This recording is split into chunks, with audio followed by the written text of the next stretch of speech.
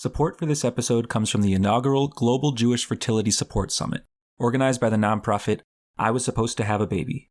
Taking place on Sunday, May 7th via Zoom, this summit will include some of the most prominent voices from 15 major fertility organizations worldwide.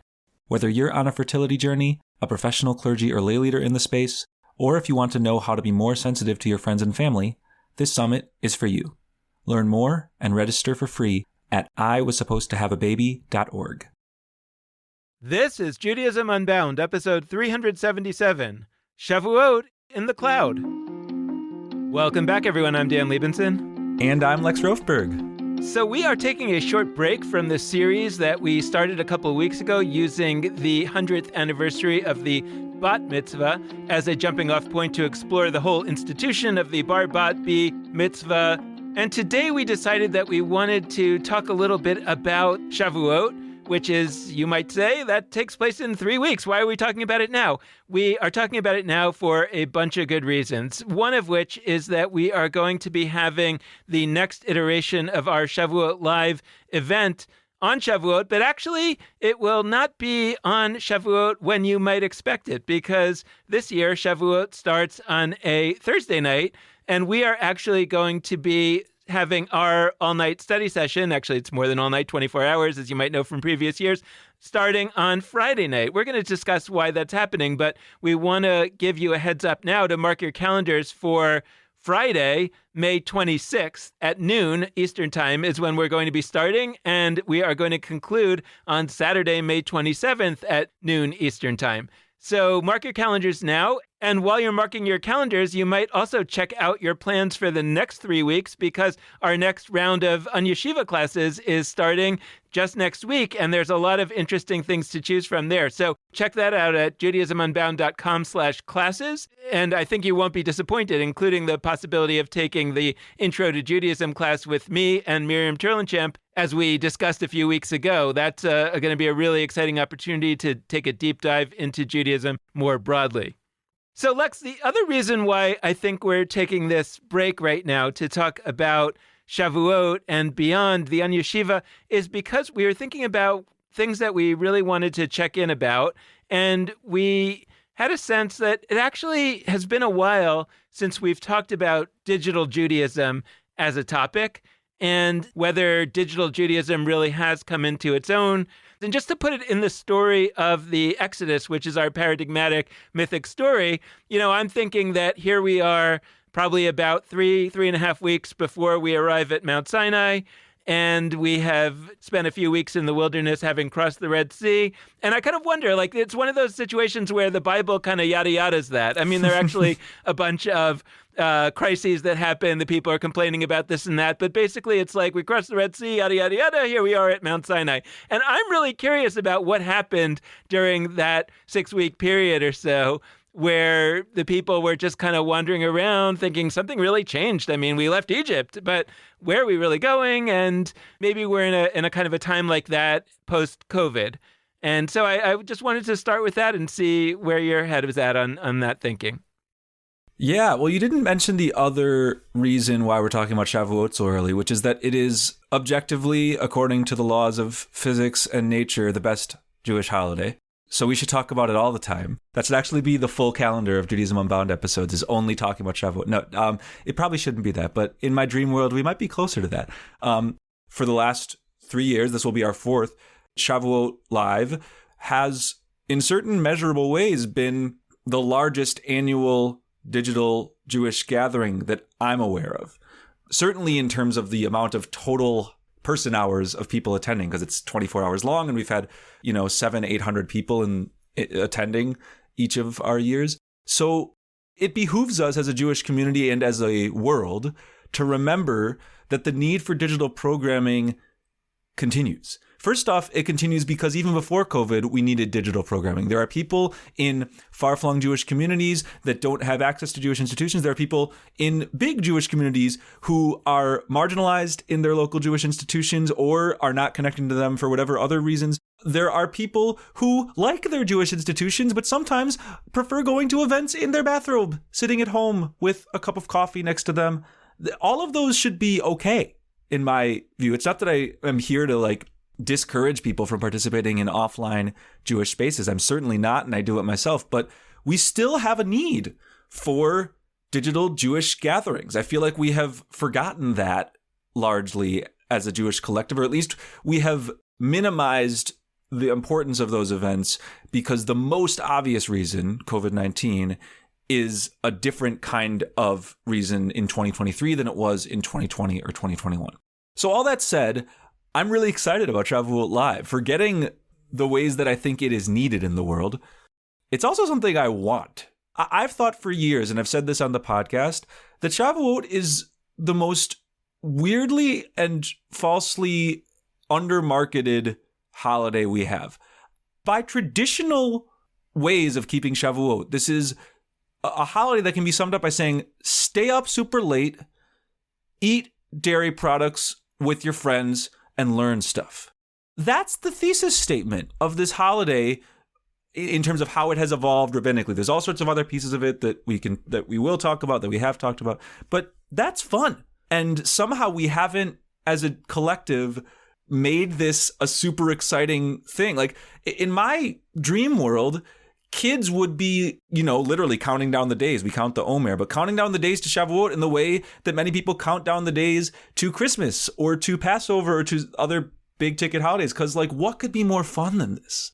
Yes, I'm a nerd, but I think even people who don't identify as super nerdy, there's stuff that can be enjoyed and learned and experienced when you have this binge of Jewish time with other people. So I super love that.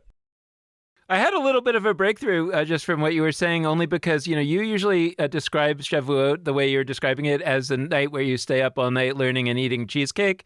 And I'm not the biggest fan of cheesecake, but when you said dairy products, I quickly imagined that I would stay up all night eating ice cream. And I've done that. That felt like an amazing, that felt like, wow, for kids especially. But I mean, even for me, if it was really just focused on ice cream, I would be very into it. Yeah, I've gotten ice cream cake. I guess we must not have schmoozed about that. Yeah, I've gone ice cream the last few years. I've also gone cheesecake. I now live in an area of Providence about a block and a half from incredible cheesecake. Shouts to Pastiche on Spruce Street in Federal Hill, my lovely neighborhood. But yeah, it's, stay up late, have ice cream. And obviously, that's one way it's evolved. We've talked about some of these ideas of where dairy came from. What's so clear about it is that this wasn't a practice that was like, a text says this about dairy and whatever, and so now we're going to eat cheesecake. It's clearly that people were eating dairy probably because they're staying up late and then maybe it helps them stay up. Maybe they're having it with coffee, whatever. And then we found backdoor reasons for it. We found textual arguments where we can draught, where we can, expound on various things that make us think of dairy as part of the story of receiving Torah on Mount Sinai, which that's great. That's what we should always be doing, is doing things we want to do, like eat ice cream or eat cheesecake. And then after we do that for a few years or generations, find Jewish textual anchors for those things. We presume that the other order is more authentic because we somehow think that just doing what we want to do is unreligious or bad. I think it's good. So that's where I'm kind of at right now. And I'm looking to Shavuot with great anticipation, as I always do. But this year especially, I feel like it's in a moment where there's not going to be the same scale of, dozens of Shavuot online events. I think we will be one of a smaller number. And that doesn't make me happy, actually. Maybe it will lead to more attendees, but it makes me sad. And it also reflects how we continue to need to rethink how we better center digital programming and those who are looking for it. First of all, I was thinking about the way that you were describing the evolution of everything. And it occurred to me that in our world, on the assumption that we start with a practice for Shavuot that involves staying up all night and doing something, that it feels like coffee should be a centerpiece of it, not as opposed to dairy, but let's just say, put the dairy to the side for this conversation and just say, well, what if we really wanted to focus the practice of Shavuot on experiencing different kind of coffees? First of all, I think that could be really fun. And I think you can imagine the practice of Shavuot being each hour you make coffee in a different way. It's espresso, and then it's pour over, and then it's French press, and then it's a drip. My gosh, we're going to be wired. Yeah, and like there's something about, right, the physicality of being more and more wired over the course of the night. I mean, again, I understand that for health reasons, not everybody would be able to do this. Keep in mind that not everybody is able to do dairy also because of certain problems that are, often very ubiquitous among certain Jews. But the question would be like how we would make the connection to coffee being inherent to the holiday of Shavuot. And I could imagine, for example, that you say, well, the coffee beans remind us of the rocks of Mount Sinai, and the ground coffee reminds us of the dust of Mount Sinai. And it would be like so easy. It would be so straightforward that in 100 years from now, everybody would read that and would be like, yeah, of course. I mean, that's why we drink coffee on Shavuot, is because it reminds us of Mount Sinai in the same way, and actually even probably more successfully than the way that people today look at the dairy and say that we do that for various reasons relating to the giving of the Torah. So just putting that out there in terms of how things evolve, and just on your framing of what's fun. Like, I mean, I agree that for me, it would be very fun to stay up all night studying and eating ice cream. But I guess I want to raise the possibility that that's not necessarily true for everyone. And I think that version of Shavuot, stay up all night eating dairy, is pretty darn great for you and for me. And so I worry that we have a tendency to fall into a kind of echo chamber that says, hey, we love this idea. This is a great holiday for everyone. Why doesn't everybody participate? And I just want to raise it just for our creative thinking to say, how might we make space during Shavuot for those who would say, actually, I don't like studying that much, or I don't really like dairy. Is there a way to say, well, the focus is the staying up all night? Yes, there's a traditional practice of studying, but it also dancing and singing would be very acceptable. And so, like our friends at Let My People Sing, you could imagine them doing a Shavuot gathering that would just be, we stay up all night singing and dancing. I guess I'm wondering that element of it, how you think about that. Yeah, that's a great point. I do think it's the all-night piece more than the what you do all night. And that's what's funny is Shavuot Live, if somebody were to look at our topics and our different presenters the last bunch of years and the ones coming up this year and try to identify, here is Judaism Unbound's take on what Shavuot is about and what topics should be discussed on Shavuot. I think they'd have a very, very hard time, because when we reach out to presenters, we're usually just like, hey, want to teach a Jewish? I don't say it quite like that, but I might for some of our presenters. From my perspective, it is about the all night. And when we first did Shavuot Unbound, which was not a Zoom gathering, this was a number of years ago now, before we were doing regular Zoom gatherings, we had all these different tracks, and some of them were, here's a bunch of Jewish-themed TV shows or movies you can watch. Here's podcasts you can listen to, both ours and others. Here's various things that are less on the nerd front, less on, and we didn't have singing and dancing on there, but I think we totally could. So yeah, I agree. I think this should be a day of all night Jewish fill in the blank. And you fill in the blank how you want to fill in the blank. Embracing Torah, the word Torah, in its biggest sense.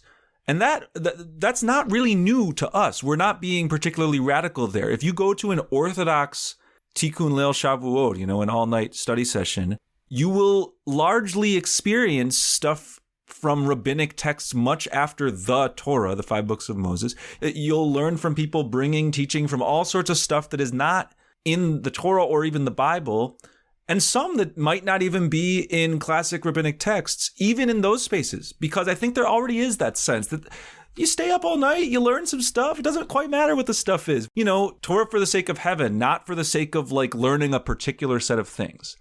I did want to go to the coffee piece. First off, I'm terrified of what it would look like if we ritualized multiple coffee drinks over the course of the night. I think that could lead to very dangerous consequences. I was reading an article recently about a college basketball player who drank 5 Monster energy drinks and had to go to the emergency room. So I'm very aware of that possibility. And it would be good for us with Shavuot and other holidays to look at the stuff that is like quote unquote practical. Like we're using it just because it makes sense. In Shavuot, like, we're staying up all night, so coffee helps us stay up all night. I think we have this tendency to see those things as separate from like the ritual or the Judaism. It's just a lubricant, a religious, it's a ritual lubricant that helps us do the real thing.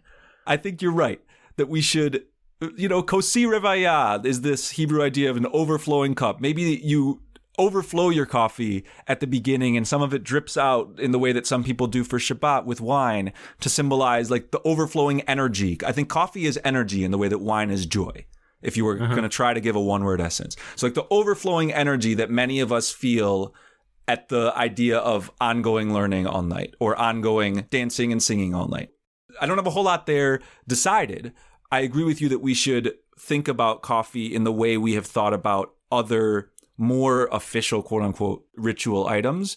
And then I wanted to go to a different direction, though, which is the timing of this. We are starting this event on Friday afternoon and going till Saturday afternoon. If somebody were to Google when is Shavuot 2023, they will see that it begins by the book on Thursday, by the rabbinic book on Thursday evening, the 25th. And some people do one day, some people do 2 days, but it either ends on Friday evening or Saturday evening at sunset. We are not starting this on Thursday evening, and there's a bunch of reasons for that. I'm not going to say them. I'm going to pass to you, Dan, to give a little bit of a sense of why we made that decision. We've been very interested over the years, and I don't think we've had all that many opportunities to implement this interest in our own programming. We've had a few, but normally we've, I think, talked about it more theoretically. But we've been very interested in the idea of shifting when a Jewish holiday is celebrated to a day that is more likely to be celebrated. And we are familiar with this, by the way, with American holidays very, very much, right? Because most American holidays, other than Thanksgiving, when there is an American holiday, it's either always by definition scheduled for a Monday so that there can be a long weekend, or it is shifted to like when July 4th is in the middle of the week. I think it's generally shifted over forward or backwards to say this is July 4th observed. Just popping in with a little clarification here. Dan misspoke slightly. What he meant is that when July 4th would naturally be on a day that's already off from work, so if it's on a Saturday or a Sunday, there's usually, or always by law, a day off from work added on either July 3rd or July 5th. So if July 4th would be a Saturday, Friday, July 3rd becomes a federal holiday from work. And if July 4th is on a Sunday, the Monday, July 5th becomes a federal holiday.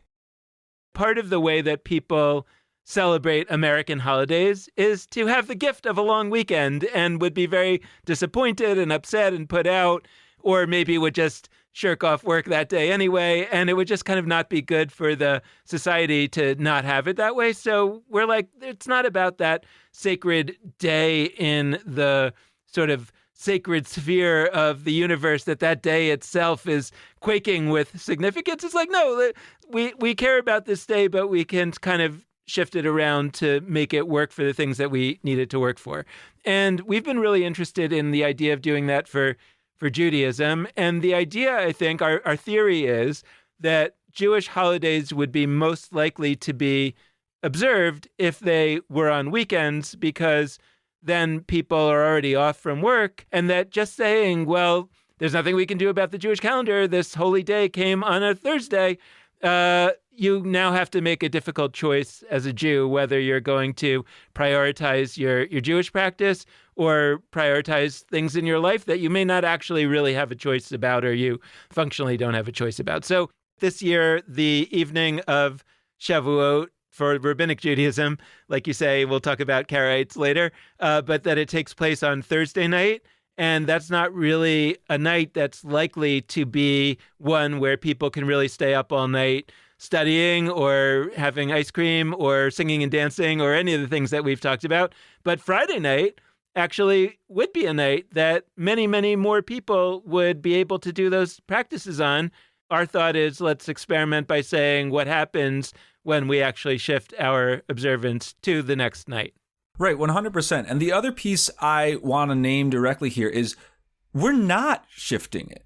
And I'm not saying that because I think you, Dan, were like disagreeing. This is like on the calendar. Shavuot in 2023 in the diaspora outside of Israel is 2 days, according to most rabbinic Jews. Now, I'm going to complicate that in a second, but from my perspective, I'm not a big 2-day holiday person. We've talked in the past about how the reason for that relates to like not having certainty about when holidays fall based on not knowing when the moon is new, all that stuff. We do know that now. So there's often times where I say we should just do 1 day. In this context, it provides flexibility. It provides us a 2-day window to say what is, even if we weren't going to move the days. I think in other years we might, but in a year where this is Thursday through Saturday, if we're going to do an all-night thing, there's all night through Thursday night into the morning of Friday, and there's all night Friday night into the morning of Saturday. Which of those works best for our communities? I can tell you with absolute certainty, based on our data as an organization, because we've done Shavuot Live on weekdays and on weekends in the past, I can tell you with certainty that the number of people who will come, whether they should or should not, whole other question, but the number of people who will come if this is a weekday, if this is a Thursday night, versus the number of people who will come if this is a weekend night, Friday night, it's just super distinct. And not only that, the amount of time they will stay is deeply different. People who would come on a weekend night where they can sleep in the next day, so they're going to come for 5 hours, they might only come for 2 or 3. If this were on Thursday night. We can look at our data and see that in years where we did this on a weekday, the average amount of time stayed is lower and the total number of people in the room is smaller, although that one's to a less drastic degree. And so from my perspective, this is a holiday for the Jewish collective. And we as an organization are one of the major digital gathering opportunities for that holiday. We have a responsibility to the collective, and that responsibility, in my view, is not primarily to legal choices of the past, or especially custom choices. The idea that we do the all-night tikkun on the first night and not the second night, that's not that's because it's custom.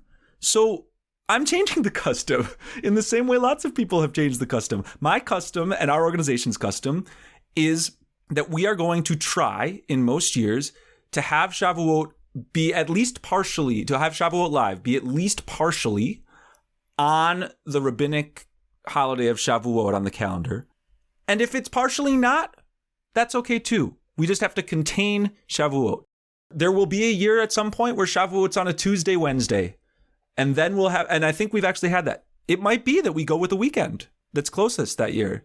Yeah, I think that's my instinct, because again, there are more people out there who want to do a Shavuot thing and want to do it for multiple hours who won't go on a weekday but will on a weekend than there are people who feel strongly that it must be on the weekday. And to those who are in the latter category, I'm not saying your view is invalid. I'm really not.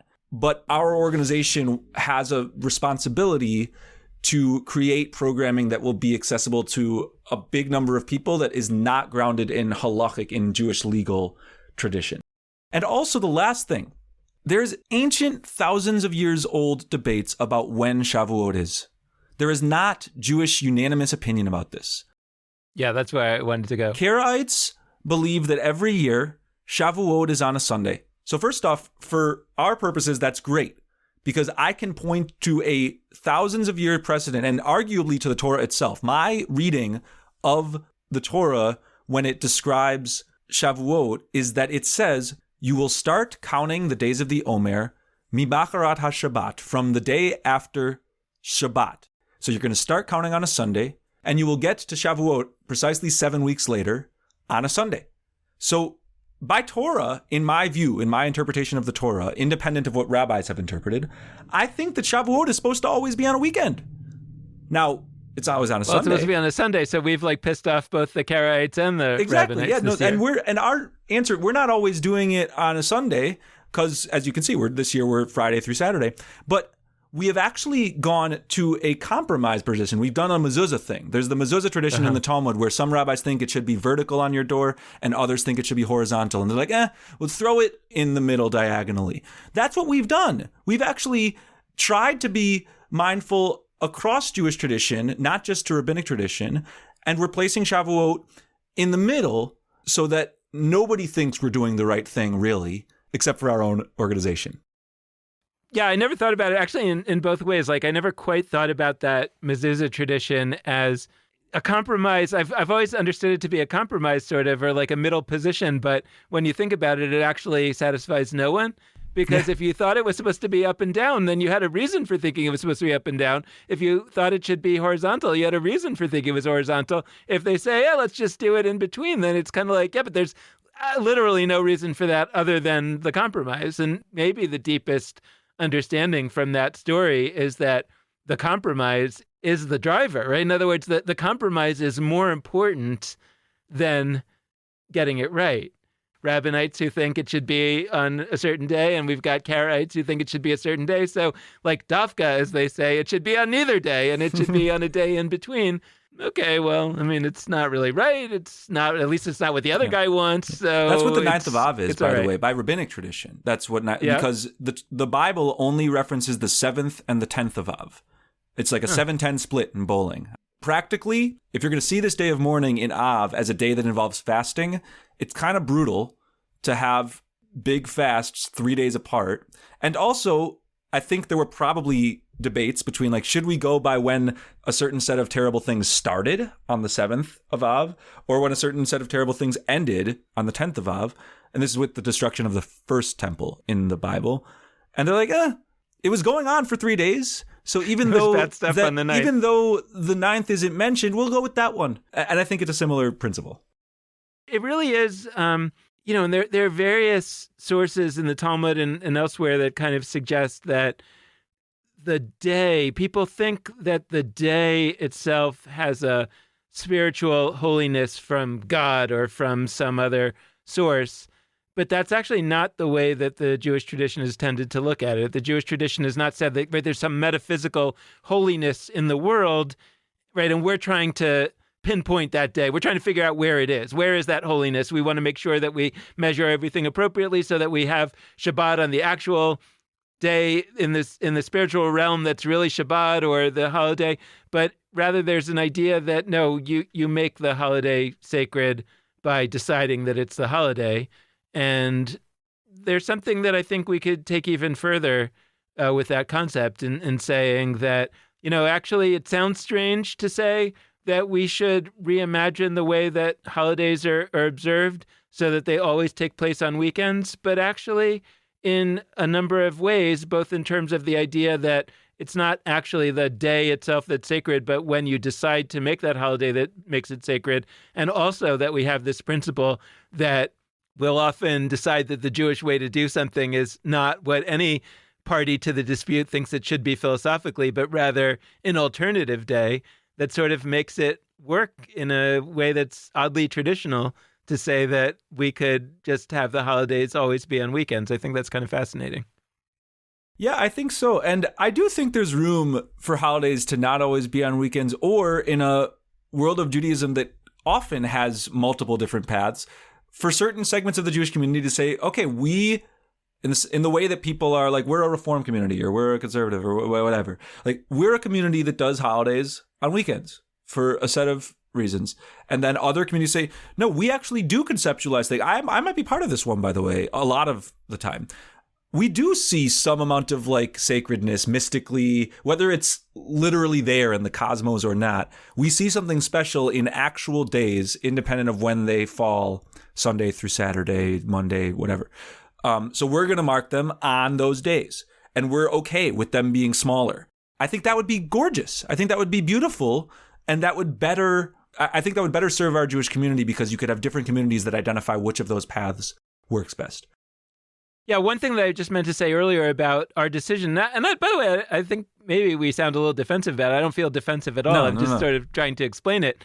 That if you feel like it would somehow not be the Shavuot you're looking for unless you were doing an all-night study session on Thursday night, then you should do that. That there's plenty of other options. Like it's not like we're the only purveyor of Jewish experiences in the world. And actually, that's part of the argument for the value of diversity, of pluralism, or whatever you want to call it, to say that, no, actually, it's a relief to not feel like you're trying to put out there the only proper version of Judaism. Because at that point, you say, well, this one doesn't work for you this month, do a different one, and then come back here next month when it is on the day that you wanted it to be. Right, yeah. This is great. Okay, so I want to give one last thing about Shavuot timing-wise and all of that, and then really check in about digital Jewish questions, themes that have been a part of our podcast for a long time. I also think that there is an argument to be made for specifically participating in Shavuot gatherings that are digital. I'm not saying this because that's where we are, although it's nice, but I think Shavuot in its most ancient form was a pilgrimage. By the book, we don't know that this actually happened, but theoretically, everybody went to Jerusalem. It was one of 3 pilgrimage festivals, and there were sacrifices, there were various things, it was agricultural. There is a principle there that aspirationally, this is a unifying day. This is a day of collectivity, of coming together. In the Torah, literally, going to one place. And today, potentially also literally. We are not going to pull off a situation where every Jew around the world goes to one place, whether it's Jerusalem or anywhere else, on a holiday. I don't think that's realistic. I don't think it's even realistic for a meaningful minority, like let's say 1 million of the world's 15 million, 17 million Jews. We can achieve a reality where a huge minority of Jews participate in digital programming that could be its own kind of pilgrimage. We have the possibility today to have forms of pilgrimage, to have forms of large gathering transgeographically. The way to do that is to do stuff digitally.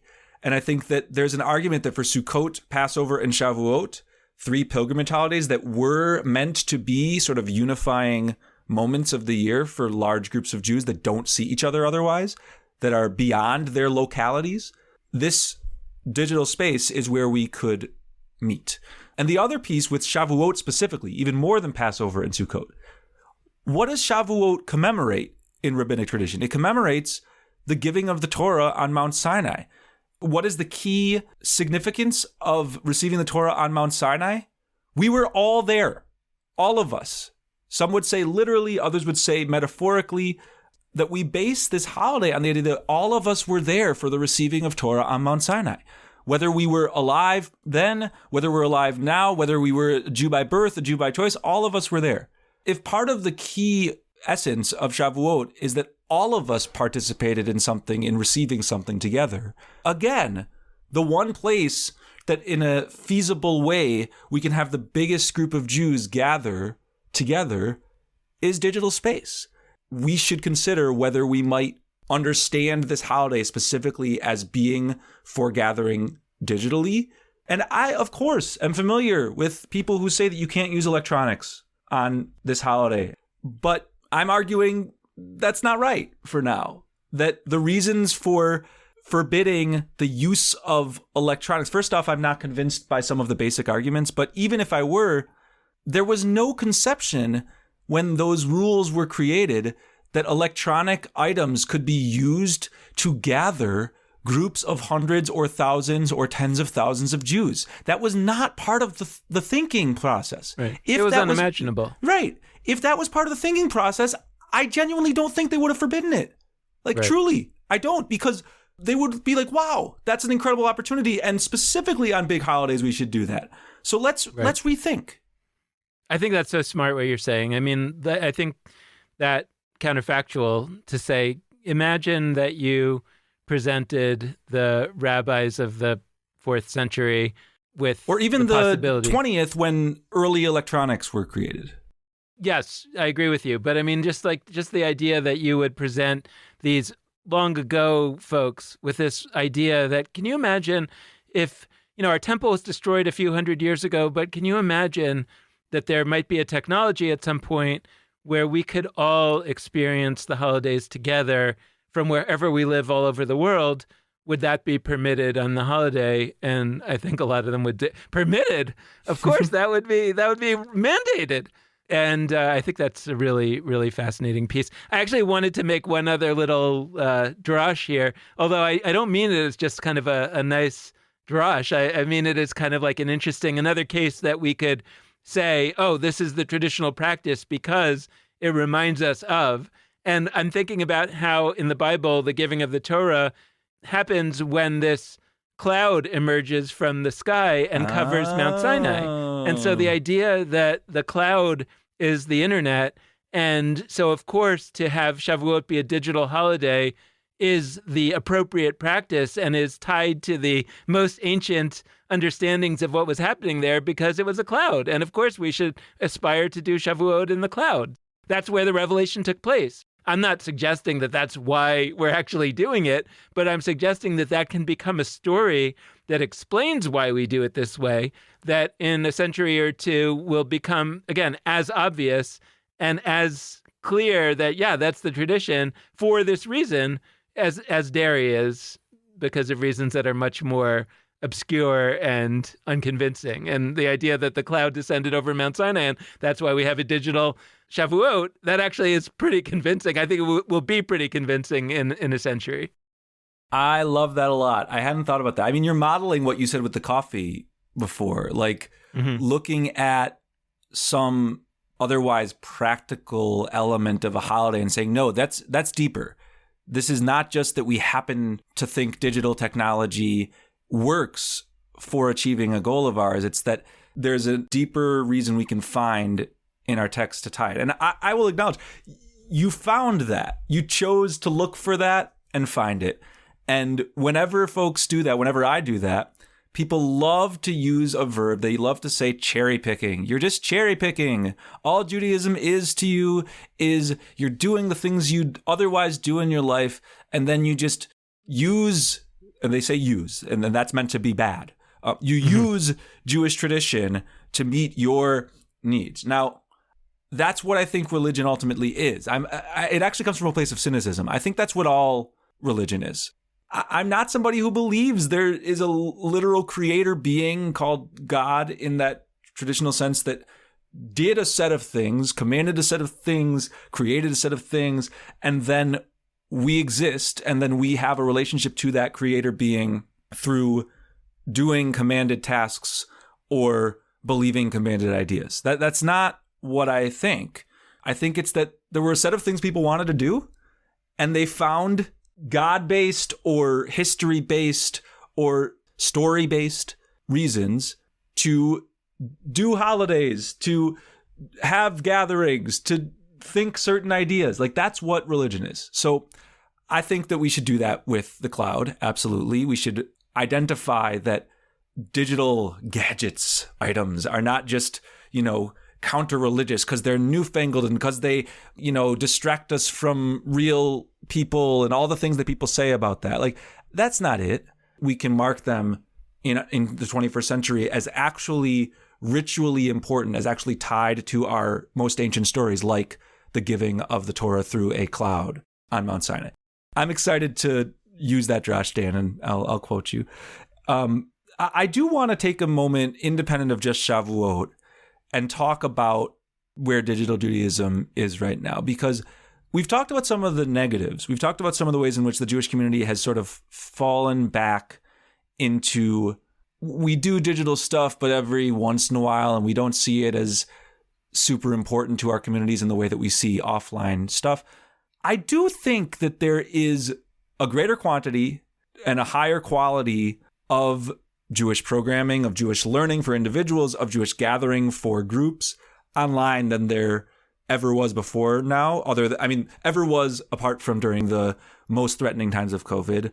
So I guess, Dan, I'm curious to hear your reflections on that.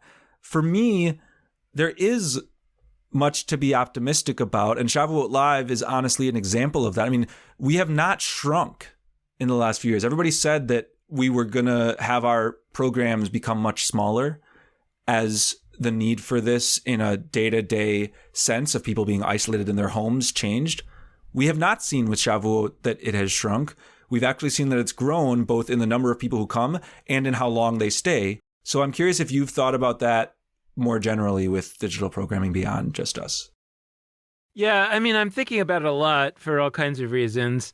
And I think that here it makes sense to just name that I think that there are two types of folks that listen to this podcast. There are people who, I don't think that digital natives is exactly the right way to say it, but there are people who haven't really had an incredibly rich Jewish life that hasn't been digital. You know, in other words, their introduction to Judaism in deep ways was digital from the start.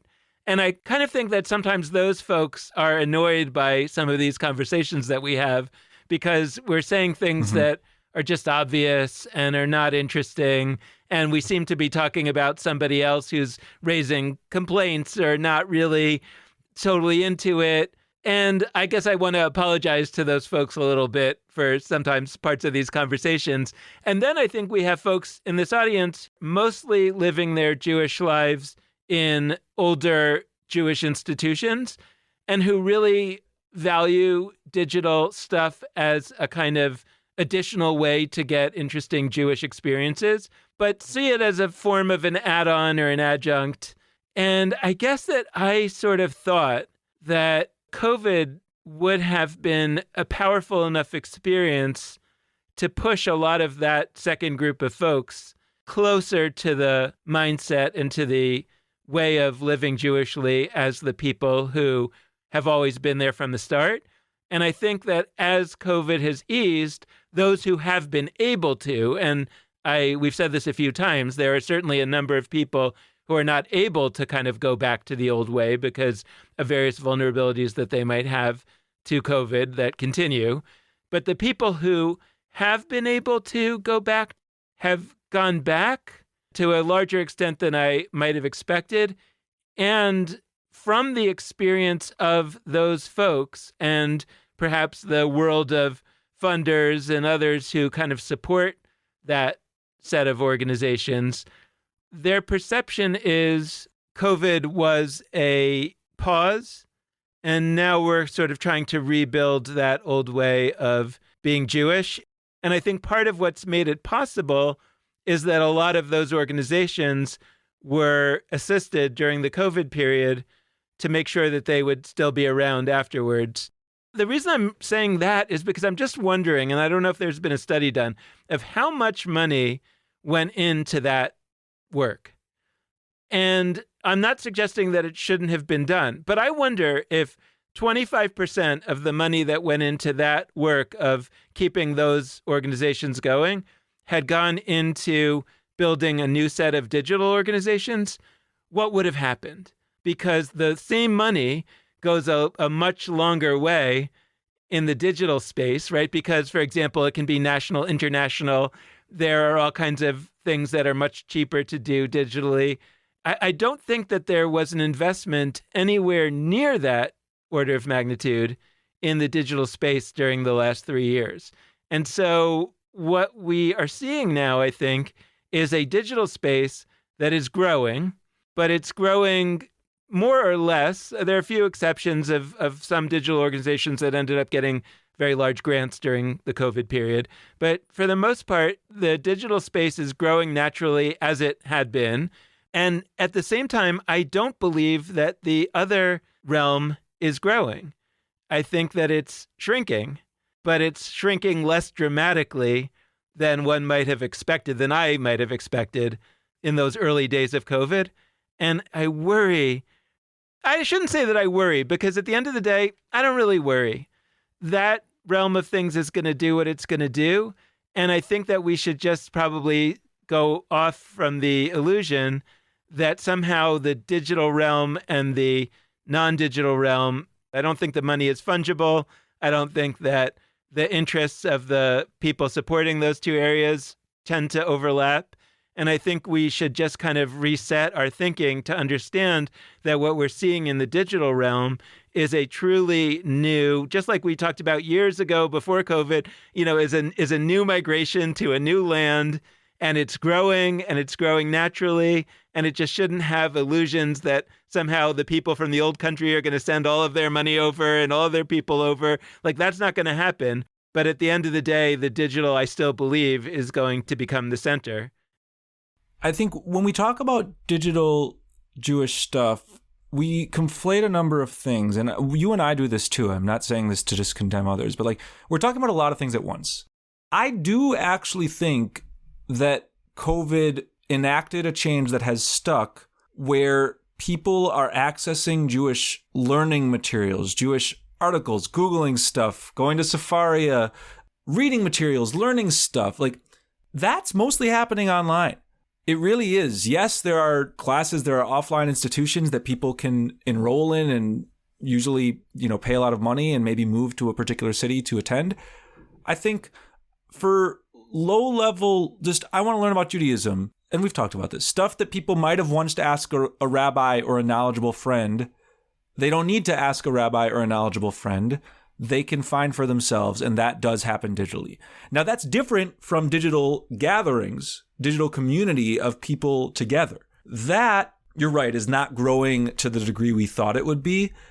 It's especially not growing institutionally. I think more than we realize, families and, small groups of people spread around in different places, I think we drastically underestimate how many WhatsApp threads and Facebook group chats and regular recurring Jewish Zoom rooms, etc., are happening in an informal way outside of institutions. I think that's happening a lot. Just ask somebody if they have a holiday or a Shabbat or something where they make a point to Zoom with certain friends or relatives. I think a lot of people have that. And we're not noticing that because it's not a program. It's not, here's, Tu B'Shvat, and it's digital. I say Tu B'Shvat because this year we did a Tu B'Shvat program digitally, and we wanted to shout out other Tu B'Shvat programs happening online. There were very few things anywhere, because I think it boils down to something that we should understand, which is it's really hard to work in two places at once. During COVID, the place, rabbis, Jewish educators, even volunteers that might not be paid, but who are doing the work to plan events, the place they were working was online. I'm saying place on purpose because again and again and again, this is a place. I think it is essential to every single thing that we do as a Jewish community to recognize that the internet is a place that should be placed alongside New York City and Chicago and rural Alabama and Ukraine and Argentina and Morocco. It is a place where Jews do stuff like all those other places. And during COVID, it was most professional Jews, people paid to do this, and most volunteer Jews who put substantial hours to this work. It was most of their primary community. So they could plan holiday programs, Shabbats, whatever, all here. When on any level you're trying to serve another place, it's hard to do both. It's hard to be both digital and offline. There's, in the same way that there's not a lot of people in Chicago who are also running an organization in New York. Well, I kind of do. Trying this out. Most organizations that do really in-depth work in multiple cities, they have a separate person that oversees the work in one city and then the other city, whatever. When you're a synagogue or you're a JCC, I do think there's kind of a flipping of the switch where trying at one time to build some vibrant digital offerings and also plan Shabbat services in the sanctuary, it's disorienting. It's hard. I've said for years that we shouldn't try to do hybrid offerings. We shouldn't try to do things that are both online and offline at the same time, because as a leader of that space, you're splitting your energy. You're not able to fully serve both. You have to pick one, and you can alternate. You can at one moment say, and to the people watching on Zoom at home, blah, blah, blah, blah, blah. And then you go back to, you can do that, but at any given moment, you are picking one. And so I think there should be a digital offering that a synagogue has and an offline offering that a synagogue has, both with a separate leader and a separate that are not trying to split themselves. Until organizations actually hire staff members whose primary community is online. We've seen this with some organizations. Sfara is a great friend of ours. They, for a long time, were primarily a Chicago-based organization that at certain times of year would go to other offline places, wonderful Jewish camps for Queer Talmud Camp. They still do offline things, but a lot of their work, not just every once in a while things, is online. I think that you've got to really commit. You've got to have a person whose job is primarily online or a set of volunteers who are primarily online. And we haven't done that yet because, the JCCs and the synagogues, whatever, they were founded as organizations to serve a particular place offline. We were founded to serve a particular place, and that place is online. So if we tried tomorrow to do a really good job of serving offline communities, I don't think we'd do that well. I think we would struggle. I think we could, again, if we hired a person specifically to do that and not to focus on digital stuff. But that's the issue we've run into. Very few people have their primary site of work online. And that means that when a holiday rolls around, you're going to do one event as a synagogue, probably, especially if you're small. And it's going to be offline. And sure, you might stream it, but that's not the same. Just to use your geographical metaphors, it's like somehow the organizations that were in New York City all of a sudden found themselves for 3 years in Los Angeles, and they had to run programs in Los Angeles because that's where they were. But then the situation ended and they were put back in New York City. And they still really loved the people in Los Angeles and they kind of wanted to keep doing those programs. But realistically, they couldn't really do both in the same way. So they ended up doing their New York City programs, and that's... What's funny is the Talmud actually pulled it off because there were a bunch of people in Babylon and then they left. But we did actually build a Babylonian Talmud and a Jerusalem Talmud. We had two separate sites, but it was different people mostly who did those. Yeah, it's so interesting. But I think that what you're describing is it's like one of our earliest episodes of Judaism Unbound. And just to go back to that thinking, you said until we do X, meaning until Jewish organizations do X, meaning having staff dedicated to online programming, X, Y, and Z are not going to happen. And I think that I kind of want to say that is not going to happen. Not that it won't happen at all. Like, for example, I think Central Synagogue in New York, which is a very large Reform synagogue, has made a meaningful, significant, long-term investment in online experiences that, like you say, are wholly online. I mean, there are hybrid experiences in that they also stream the services that are in person and people can watch those services and be part of it. But they also have experiences that are just for people online. And they do have staff that are dedicated to that full time, I believe. And they have the resources to do that and the vision to do that. And I applaud it. And I think it's the exception that proves the rule. And it's not necessarily because other organizations don't have the vision to do it. And this is one of the key findings of Clayton Christensen and the disruptive innovation work. It's like mainstream incumbent organizations, it's not that they can't do innovation.